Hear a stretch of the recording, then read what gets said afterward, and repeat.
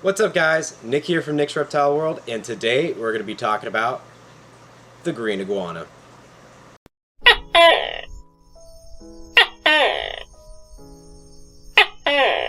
So the green iguana, also known as iguana, is considered to be one of either the best or the worst pets that you will ever have, depending on your ability to give them the right setup, the right lighting, the right humidity, and the proper amount of enrichment and handling time. So I'm joined here by Steve. Steve is my three-legged. As you can see, does not have a leg here. He has a little vestigial limb.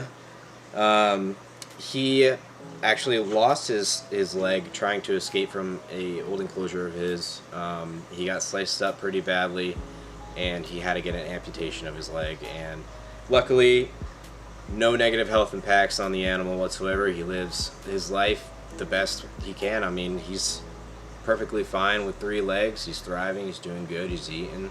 He's gaining some weight, getting some size. So I'm not really worried. Let's dive into a couple of facts about these guys. So they are a diurnal herbivorous reptile, which means that they are active at random points throughout a 24-hour day cycle. On top of that, they also spend most of their time eating vegetation instead of eating meat like a carnivore. They come from their native range in southern Brazil and Paraguay, where they live off of leaves, flowers, fruits, and basically shoots of 100 different species of plants. As of 1995, the green iguana has made its home in southern United States, and this is something that's really important to talk about. So in 1995, people got green iguanas. They got them imported for cheap, and they were selling them like that because they were producing a lot of them. So all these people who didn't know what a full-size iguana looked like were buying these tiny little iguanas, and they were like, "Oh, this is the coolest thing ever," until they couldn't take care of a 6-foot-long green iguana. So that has made the green iguana a invasive species in the southern United States, especially in Florida and around the Puerto Rico area. So green iguanas can actually get up to 11 to 20 pounds depending on the sex, because they are sexually dimorphic, which means that there are some physical appearance differences between the males and the females, and that includes size. So keep that in mind. They can get up to 6.6 feet on average, and that's usually males. Females, they tend to have a little bit smaller size to them, and they don't have as defined crests as well. Green iguana can actually live up to 20 years plus in captivity. That is with proper care and with the proper requirements needed for the animal to thrive, which I will talk about later in this video. Due to predation in their natural habitat, iguanas have developed a few ways of defending themselves, to say the least. They use their strong jaws along with a nice set of pretty sharp teeth when they feel threatened. And trust me, I have been bitten by Steve, and it hurts. It is not a joke. They are small, but they will not let go. That is for sure. On top of that, they also have this very long tail that makes up pretty much 2/3, if not a half, of the animal's body. Now the tail, you can see him right now, he's cocking his tail back a little bit here. Now if you look at that, that's him getting ready to use it like a whip. He's trying to display that, hey, I got this tail. If my biting doesn't scare you, I'm going to whip you with this tail, and it's going to really hurt. And trust me when I say it hurts. They do have the ability to detach their tail and basically drop it off and let it wiggle on the ground, so that a predator will think that, hey, that's an easy snack, so they go for that instead of the actual iguana themselves, and the iguana is able to escape. So, that in mind, I want to let you guys know that if an iguana like Steve here, see, he's trying to whip me right now, if an iguana like Steve here decides he wants to drop his tail, this is exactly what it's going to look like. Right here. Sometimes they will grow their tail back and it will look like this. Sometimes it will just stop right where it got cut off and just grow maybe a tiny bit. Usually when you have a green iguana and they've got, a drop tail, it's never going to grow back the same. So it's going to look different. It may look kinked, it may look weird, really bent, So just keep that in mind. Do not try to grab an iguana's tail, because they will most likely try to detach it Not likely a captive bred one, but definitely wild caught animals will detach their tail whenever they get the chance. One of the coolest things about green iguanas, and actually a lot of animals kind of have this same thing in the reptile world, but there is something called the parietal eye, and basically what it is this there's a tiny dot. I'm probably going to put a picture up on the screen. There's a tiny dot on the top of Steve's head here, and that is actually the parietal eye. It's not a legitimate eye in a sense. It's more of a sensory organ. It's a photosensory organ. So whenever it sees a shift of, brightness above them, because the eye is on top of the head, so they'll see any sort of predators that are above them trying to, maybe swoop in and grab them. This is a great defensive adaptation because this allows them, since they are, 40 to 50 feet up in the air constantly, because these are arboreal animals and they spend most of their time in trees, it is essential to have this defensive mechanism so that they don't get attacked by large birds of prey, because that's exactly what's going to predate on these animals since they spend most of their time above ground away from the terrestrial predators. Green iguanas have many color morphs available, such as green like Steve here. You got blues, you got blacks, you got yellows, you got lavenders, you got reds, and albinos. It's a whole slew of morphs out there for green iguanas. For those of you who do want a green iguana, but you aren't really a huge fan of just your bland, common green, I will have you guys know that in time, as your iguana ages, the color pigmentation is going to fade. So right now, Steve is, he's a nice green right now, but in about, say 2 years, all this green is going to be faded. It's going to look like a weird teal / gray looking color. Not really visually appealing, but that's one thing that you should be keeping in mind about green iguanas when you get a baby. It's not going to stay that color. It is going to most likely fade in time. So as you can see right here, under Steve's chin, if I can get him to stay still. So if you can see right here, Steve has this flap under his chin, right? This is called a dewlap. Now, the dewlap, it functions as a way of regulating their body temperature. It's also used as a display for courtship and also a display of territorial, dominance, basically. So they'll puff that right out, they'll keep it stiff, and they'll stand right up and puff at you. That's basically they're like, hey, don't mess with me. You know what I mean? As a reference to the 90s Godzilla, I know that everybody out there loves that Godzilla. So the green iguana is capable of using their tails to basically as a rotor. So if you've ever seen a newt and you look at a newt's tail and you see how they utilize it when they swim, it's the exact same style of swimming or way of swimming that you would see a green iguana do. And they do spend some time in the water, not as often as most people would think, but they can stay underwater for up to 30 minutes, and that is insane. That is also just another display of how packed this animal is, full of defensive mechanisms for predators. It's crazy. So for those of you breeders out there, or those of you who are thinking about breeding green iguanas, females do lay clutches of 20 to 71 eggs once per year. So you're going to have a lot of offspring. You're going to have to figure out what to do with them because they will grow up fast.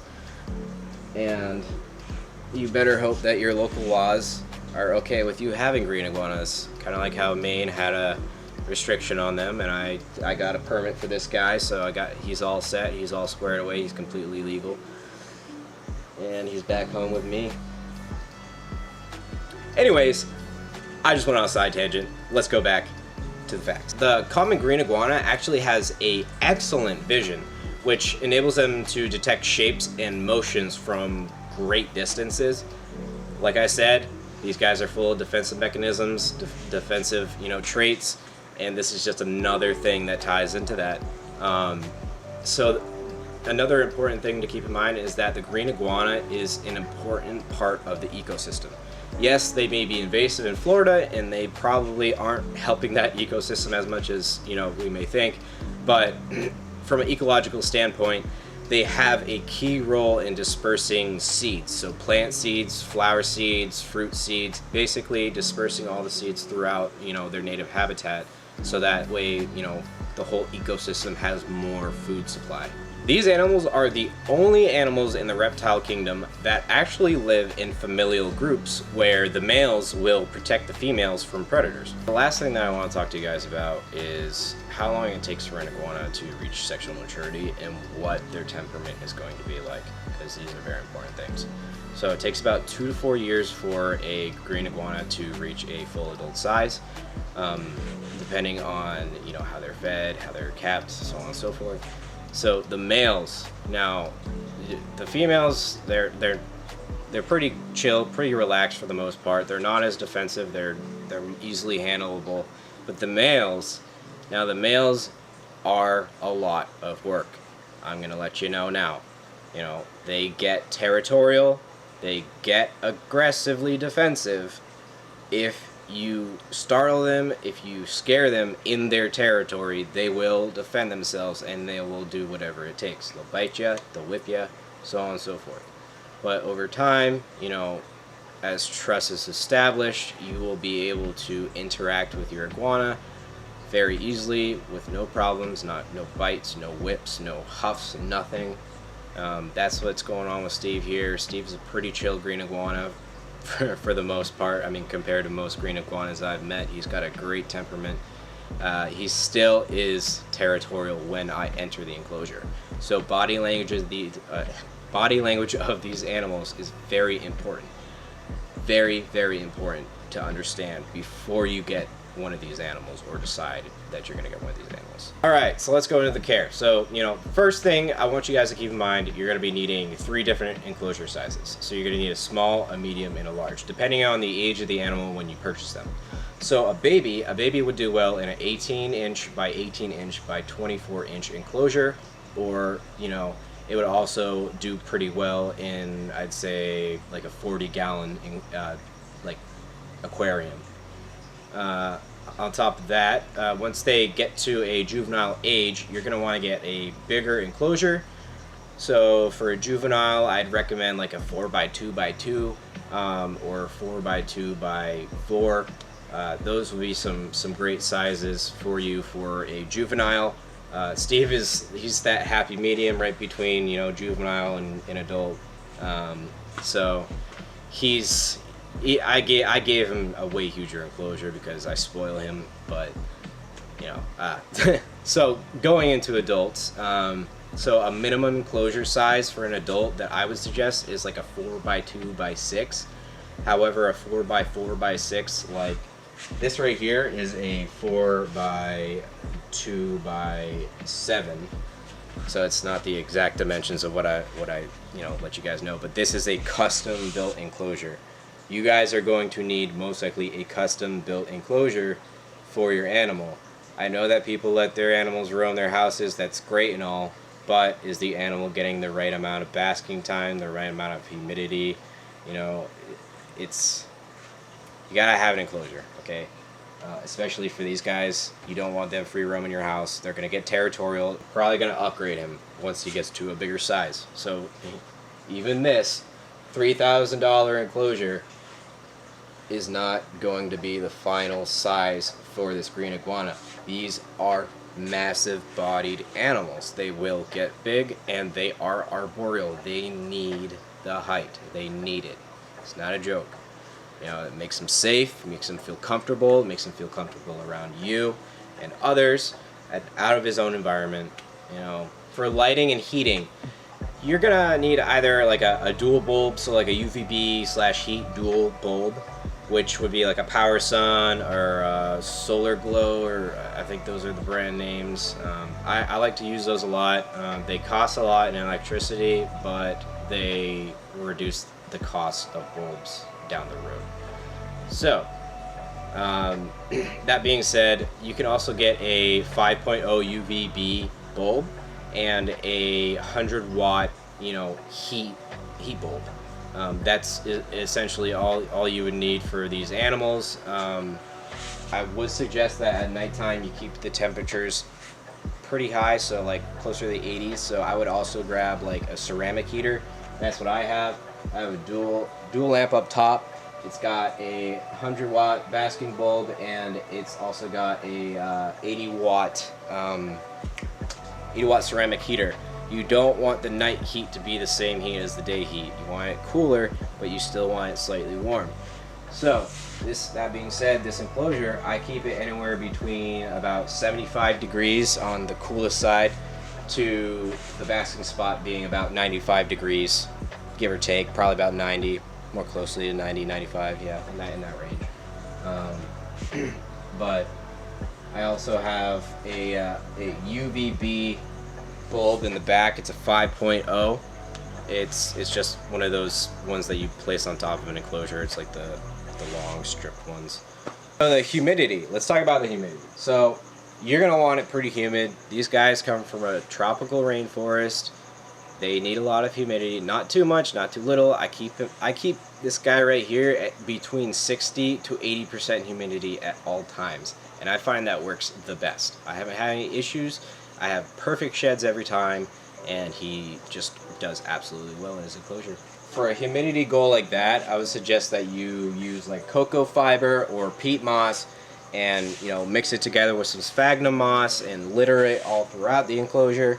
The sphagnum moss and the peat moss will retain humidity, and that cocoa fiber just acts as a pretty decent medium. I find that green iguanas tend to be a lot more relaxed when they have a bioactive setup.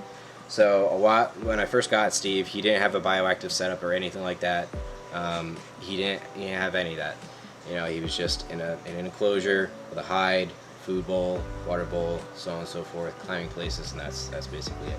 But in time, I got him this enclosure, which I converted into a bioactive enclosure on the bottom. I got 2 trees in here. They're growing pretty well. They're not really damaged by him or anything like that. So if you guys want to put like plants in there with them, I suggest some heavy-bodied plants, some stuff that can really withstand some damage, because these guys will get pretty heavy, 11 to 20 pounds, and they do get pretty long. So 6 to 6.5 for males usually. So. I would definitely suggest you get something that's very sturdy, but is also providing a lot of vertical height for the animal to utilize. Let's talk about feeding. So Steve's diet consists of mainly leafy greens. So I feed him a lot of collard greens. On occasion, I'll give him some kale. I feed him fruits, so specific fruits I feed him strawberries and bananas, sometimes blueberries.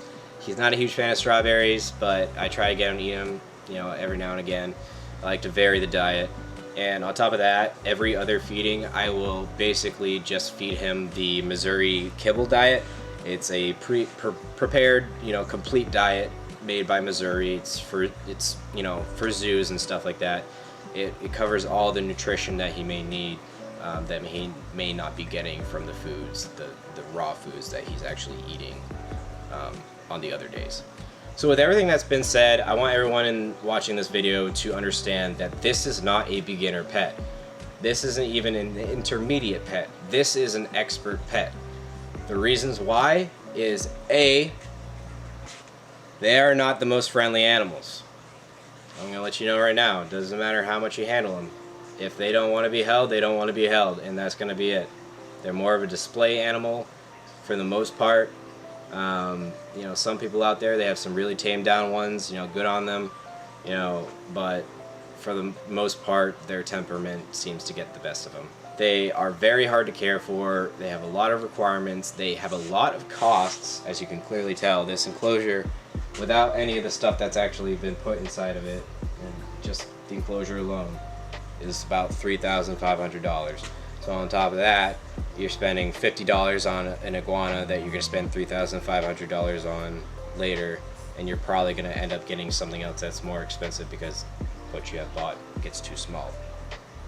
So keep that in mind. These are expensive animals to keep. They are not cheap. You're going to have to understand the body language. It's extremely important that you understand their body language, because if you can understand the body language of any reptile, you know what to do and what not to do, as with any other animal in the world.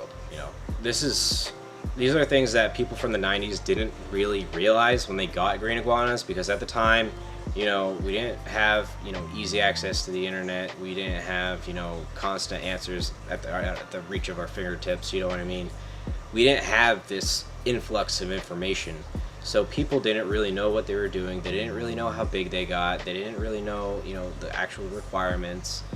So they ended up just releasing them into the wild in the southern United States, because it's basically the same exact environment as Brazil, I guess. So people just let them loose, and now that is why the green iguana is probably one of, if not the #1 invasive species of the state of Florida. Coming down to the question of, do these guys make great pets? Do they not make great pets? I mean, they make, I have a bond with Steve. Me and Steve are bonded. I love this guy. You know, me and him, you know, we've been through a lot together. So, you know, I'm pretty biased on this one, but I do love green iguanas. Do I think that they are the best pet for everyone? Absolutely not. Do I think they're a great beginner pet? Absolutely not. Do I think they're even a great intermediate difficulty pet?